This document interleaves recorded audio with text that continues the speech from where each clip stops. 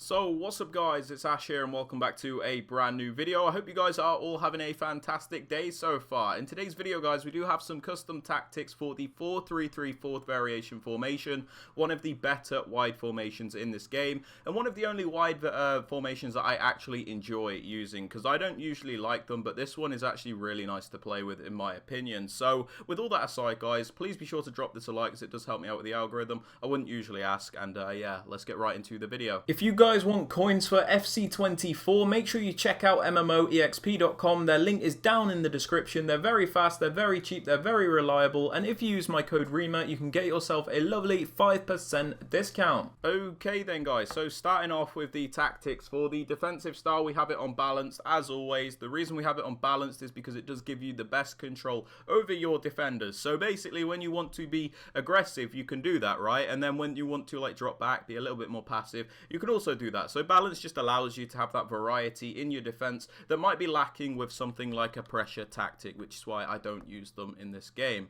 For the width guys, I have this on 45 now. I did used to have this a lot lower, but I have noticed a lot of the time people will just switch the play. So I got fed up with that and I've upped my defensive width a bit so we can still cover those wider areas to prevent those constant switches, but we're still primarily in that nice narrow and compact shape to stop your opponent running through the middle as well. So it is a really nice width to use in my opinion. Now, moving on to the depth, guys, few options you can use, to be honest. If you don't like having a high defensive line, you can lower this to like 45 or to like 55, doesn't really matter. If you're like me and enjoy having a higher defensive line without the constant pressure all the time, 60 is pretty good because it is nice and balanced. Sometimes you can drop off, other times you can win the ball higher up the pitch. And then if you like constant crazy pressure, you can still use 71 depth. I will warn you though, it's not as good as it used to be, so I don't think it's an absolute necessity anymore. Moving on to the build-up play guys, I think balanced is just by far the best. You'll see this in pretty much every tactic that you see on YouTube. The reason being is balance just gives you the best variety when you are building up. So if you want to play slow you can, if you want to speed up you can, so it allows you to do whatever you want when you want essentially. Now moving on to chance creation guys, another very important setting is direct passing. Now the reason this is so important is because it's the only setting which will allow you to break through that park the bus defense. So when your opponent is camped in the box with all of his players, what your attacking players will do is they'll initiate these runs, the opposition defenders will follow that run, and then your attacker will track back. So the defender's committed, your attacker is tracked back, you have an easy cutback option. That's how it works. It's very overpowered, but a little bit boring. Moving on to the attacking width guys, because this is a wider formation, of course, we do want to utilize a higher width, you know, so 55 width in my opinion is really good because a lot of the time people use like a crazy high width. They'll say wide formation, you need a ridiculously high width. You know, you don't, because if you have your width too high, in my opinion, it's very difficult to play even the simplest of passes. So I like to go for something like 55 where it is wide, but it's also not too wide. You can actually still pass through the middle if you get what I'm saying. So this works for me. For players in box guys, again, preference thing, I have this on 6. Allows me to get players into the box to finish off our chances, but we don't overcommit everybody. And then corners and free kicks, again, a preference thing, but I just have them both on 1. Sorry to interrupt the video guys, but I have noticed around 90% of you that watch the videos are not subscribed to the channel. So if you are enjoying the content or finding it helpful, please consider adding that subscription as it does help me out massively. Also don't forget to drop a like on the video as well. And with all that aside guys, I hope you enjoy. Let's continue. Now, moving on to the player instructions, guys. On this striker, I just have them on stay central. Now, the reason I have them on stay central is because I don't really need them drifting out into the wider areas, especially since we've got like wingers in this formation where the wings are often covered.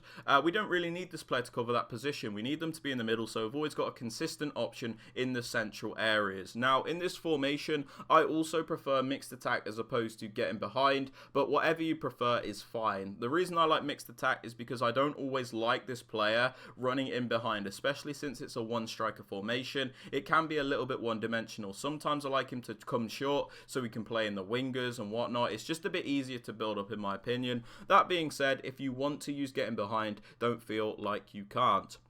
Moving on to both of the wingers, guys, I'm not actually going to make this defend in a 4-man midfield as such because I feel like it ruins the flow of your attack. So we leave these players on basic defensive support, so they're not going to be coming back as right mids and left mids. We just leave them alone essentially in that winger position. We have them on cut inside, so they initiate their runs from the wing and then they will run invertedly into the middle to get closer to the striker. These are really dangerous runs. It's really good attacking AI, and it's why I like it so much.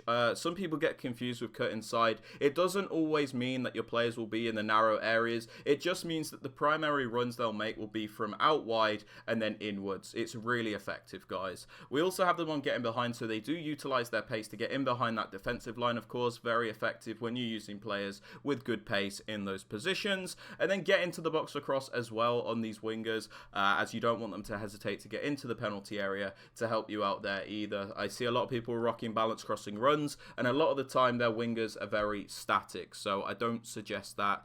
But yeah, moving on to the cam, guys, this is the only player we actually have on comeback on defense, and the reason we do this is to just kind of like compensate for the fact that we don't have 4 players in the midfield all the time. So, you know, we have the 2 centre mids, which we'll get onto in a moment, and then we've got this cam, which is primarily in an attacking position, of course. So we just put this player on comeback on defense. It's best to use a player with a high work rate, as it's, you know, the most effective with this instruction. But comeback on defense kind of just makes them act like a third centre mid when we don't have the ball. Just makes you a little bit more solid when we don't have the ball, in my opinion. We also have them on get into the box across, so they are not hesitant to get into the penalty area and help us out there.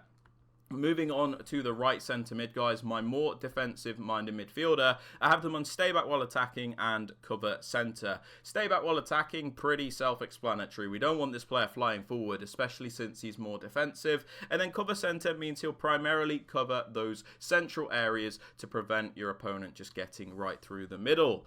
For the left centre mid, guys, I use a more box-to-box style midfielder. I like that balance personally. I don't like just having 2 defensive players. Otherwise, I feel like there's no transition from the defence to the attack. So on this more box-to-box style player that I have, somebody that's going to attack and defend, we leave them on the default settings and then just have them on cover centre to primarily cover those central areas when we are defending. So we just leave this player alone completely. On the more attacking fullback, in my case, this being the right back, I have them on balanced attack and overlap. Now the reason we do this is to add extra width to the attack and give us more options, especially when our wingers are making those runs to cut inside, because a lot of the time when your wingers cut inside, the fullbacks will follow them and leave a lot of space out wide for your fullback to then overlap and add that width. So it is very effective to have one fullback on balanced overlap. I also think it's worth mentioning that the side that your more defensive minded midfielder is where you should have your overlapping fullback. So this player is always staying back and can cover for this player that's going forward. So if, for example, Shuameni in my case was in the left centre mid spot and stay back while attacking, I'd make my left back balanced overlap. Do you get what I'm saying? It's just a bit more it's a bit more balanced. For the left back, however, in my case, the more defensive fullback, I have them on stay back and overlap. So we always have at least 3 defenders back at a time, but when we send the player on a run forward, they'll make the overlapping runs to add that extra width. For the 2 centre backs, guys, I leave them alone. I don't like to touch them. And the keeper, again, I also don't touch them, but you can do comes to crosses and sweeper keeper if you would like. But yeah, guys, that is it for the video. If you have enjoyed or found this useful, please be sure to drop this a like. It does really help me out massively. Sub to the channel if you are new so you never miss out on any videos, and don't forget to turn on those notifications. And yeah, with all that aside, guys, I hope you have a fantastic rest of your day, and I'll catch you all in the next one. Peace.